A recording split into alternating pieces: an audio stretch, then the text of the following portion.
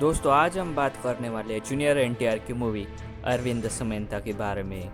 ये Telugu action drama film है जिसमें हम बहुत सारा एक्शन देखने वाले हैं।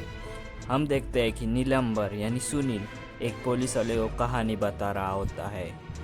बहुत साल पहले बसी रेड्डी ताश की वजह से एक आदमी का खून करता है। इसके बाद हम देखते हैं कि नागपट्टा रेड्डी यानी जो जूनियर एनटीआर के पिताजी का किरदार निभा रहे हैं वो उसके आदमी को मार देते हैं। इसके बाद खूनी खेल शुरू हो जाता है। हम देखते हैं कि नागपट्टा रेड्डी के भाई को बसी रेड्डी मार देता है। इसके बाद नागपट्टा रेड्डी भी बसी रेड्डी के पिताजी को मार देता है और ये खूनी खेल पीढ़ी दर पीढ़ी चलता आता है। सीन चेंज होता है। हम देखते हैं कि जूनियर एनटीआर यानी वीर अब अपने घर आ रहा होता है पढ़ाई कर कर, लेकिन उसके पिताजी उसकी ट्रेन बीच में ही रोककर उसे घर लेने आए होते हैं क्योंकि स्टेशन पर बसी रेड्डी का बेटा उसे मारने के लिए तैयार होता है। लेकिन बीच रास्ते में ही बसी रेड्डी और उसके आदमी उनकी राह देख रहे होते हैं। हम देखते हैं कि बसी रेड्डी के आदमी पुल के पास उन पर हमला कर देते हैं। कुछ समझे इससे पहले ही वो वीरा के बाबा को मार देते हैं। हम देखते हैं कि बसी रेड्डी के आदमी चारों तरफ से उन पर हमला कर देते हैं। वीरा गाड़ी से बाहर आता है तभी उसे पीछे से एक आदमी अटैक कर देता है। वीरा देखते हैं कि जो भी हाथ में आता है उससे लोगों को मारने लगता है। जिस आदमी ने उसके पिताजी को मारा होता है उसका वो हाथ काट देता है। एक आदमी उसे बताता है कि दूसरी तरफ बसी रेड्डी है। हम देखते हैं कि वीरा दौड़कर उसकी तरफ जाने लगता है।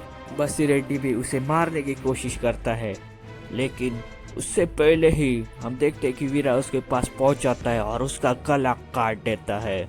लेकिन हम देखते हैं कि गला कटने पर भी बसी रेड्डी रुकता नहीं है। वो वीरा को मारने की कोशिश कर रहा होता है, लेकिन तभी उसका लड़का आ जाता है और उसे पकड़ लेता है और पुलिस भी वहाँ पहुँच जाती है। अगले सीन में हम देखते हैं कि वीरा घर आता है। वो अपने पिता का अंतिम संस्कार कर देता है। उसके बाद उसे दादी कहती है कि ये जो भी हो रहा था अच्छा नहीं हो रहा था। तुम्हें अब ये खून खराबा रोकना चाहिए। अगर तुम ऐसे ही करते रहे तो तुम्हारी आने वाली पीढ़ी भी यही करेगी और ये कभी नहीं रुकेगा। ये बातें वीरा को समझ में आती है। दूसरे सीन में हम देखते हैं कि एक औरत उसके घर आती है। वो औरत वीरा के यहाँ काम करने वाले एक आदमी की बीवी होती है।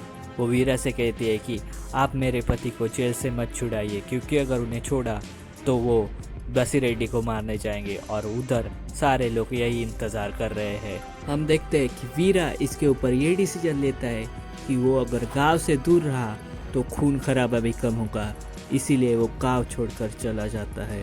अब हम मिलते हैं पूजा हेगड़े यानी अरविंदा की फैमिली के, जिसके फादर एक लॉयर होते हैं। अगले सीन में हम वीरा को देखते हैं। उसे रास्ते में नीलांबर मिलता है यानी सुनील। उन दोनों की दोस्ती हो जाती है। वीरा बताता है कि उसके साथ क्या हुआ है और वो नीलांबर के साथ ही रहने लगता है। हम देखते हैं कि कुछ दिन बाद वीरा और नीलांबर जब गाड़ी से जा रहे होते हैं तब पुलिस चेकिंग में गलती से वीरा की बैग नीलांबर दे देता है और उसमें गन होती है, इसीलिए पुलिस नीलांबर को पकड़ लेते हैं। वीरा नीलांबर को बाहर निकालने के लिए एक लॉयर के पास जाता है जो और कोई नहीं बल्कि अरविंदा के पापा होते हैं। हम देखते हैं कि अरविंदा वीरा को जानती होती है क्योंकि कुछ दिन पहले वीरा ने उसे कुछ गुंडों से बचाया होता है। ये बात अरविंदा अपने पापा से कहती है। अरविंदा के पापा वीरा से कहते हैं कि अगर तुम मेरे फैमिली को प्रोटेक्ट कर सकते हो तो मैं तुम्हारा केस लड़ने के लिए तैयार हूँ। वीरा भी मान जाता है और हम देखते हैं कि वो अरविंदा और उसके भाई के साथ रहने लगता है। एक दिन जब अरविंदा के भाई को उसके स्कूल मैगजीन के लिए एक स्टोरी चाहिए होती है, इसमें वीरा उसकी मदद करता है। वो अपनी स्टोरी बताता है लेकिन नाम बदल कर। ये स्टोरी जब मैगजीन में पब्लिश होती है और कागज़ का एक टुकड़ा जाकर बसी रेड्डी को मिलता है, उसे पता चलता है कि ये स्टोरी और किसी की नहीं बल्कि वीरा ने उस छोटे से लड़के को बताई होगी। अब बसी रेड्डी अपने लड़के से कहता है कि ये जो भी लड़का है इसे मार दो ताकि वीरा यहाँ आ सके और हम उसे मार सके। इसीलिए वो कुछ गुंडे उस लड़के के यानी अरविंदा के भाई के स्कूल में भेजते हैं, लेकिन वहाँ पर वीरा होता है वो उन गुंडों को मार देता है। और वो उन गुंडों को एक रूम में बंद कर रखता है। कुछ दिन बाद जब बसी रेड्डी पूछता है अपने लड़के से कि क्या हुआ, उस लड़के को मार दिया, और वो जब फ़ोन ट्राई करता है गुंडों का तब स्विच ऑफ आता है। उसे समझ आता है कि वीरा वहाँ होगा और उसने ही उन्हें मारा होगा। बसी रेड्डी अपने लड़के से कहता है कि अगर तुम नहीं जा सकते तो मैं जाता हूँ, या तो वो यानी वीरा रहेगा या मैं। इसीलिए बसी रेड्डी का बेटा बाला रेड्डी अरविंदा और उसके भाई को किडनैप कर ले जा रहा होता है। तभी अरविंदा कॉल वीरा को लगाती है। वीरा मिनिस्टर से बात कर रहा होता है कि बाला रेड्डी से मेरी मीटिंग करा दो, मैं अब शांति चाहता हूँ। तभी अरविंदा का कॉल उसे आता है। वो कॉल उन लोगों को देने को कहता है, यानी उन गुंडों को। वो उनसे कहता है कि अगर तुमने इन्हें कुछ किया तो मैं आकर तुम सबको मार दूंगा। वीरा बाला से कहता है कि मैं तुम्हारे साथ बात करना चाहता हूँ, इन लोगों को छोड़ दो। इसीलिए बाला मान जाता है। हम देखते हैं कि कुछ दिन बाद अरविंदा नीलांबर को लेकर वीरा के गांव जाती है ताकि वो डॉक्यूमेंट्री बना सके। उसे पता चलता है कि आज मीटिंग होने वाली है। उधर खड़ी एक लड़की बताती है कि वो वीरा को धोखा देने वाले हैं। मीटिंग शुरू हो जाती है, लेकिन हम देखते हैं कि वीरा को बाला रेड्डी धोखा देता है और मारने की कोशिश करता है, लेकिन इस बार भी वीरा उन सबको मार देता है और उनसे बात करता है। वो कहता है कि ये ऐसा होता रहा तो आगे चलकर तुम्हारे बच्चे भी यही करेंगे, ये छोड़ दो, जो भी हुआ उसके लिए मैं अपने दिल से माफ़ी मांगता हूँ। अब बाला रेड्डी को भी ये बातें समझ आती है कि फाइट कर कुछ फ़ायदा नहीं है। वो भी उसके साथ मान जाता है।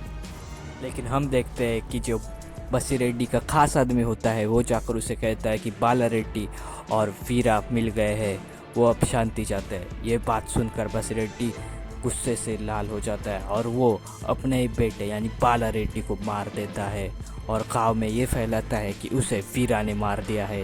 इसीलिए दोनों गांव में बहुत बड़ी फाइट होने लगती है। हम देखते हैं कि इसी बीच अरविंदा की गाड़ी ख़राब होती है और उसे पता नहीं होता कि वो कहाँ है, और वो बसी रेड्डी के यहाँ जाती है। बसी रेड्डी को उसका आदमी कहता है कि ये वही लड़की है।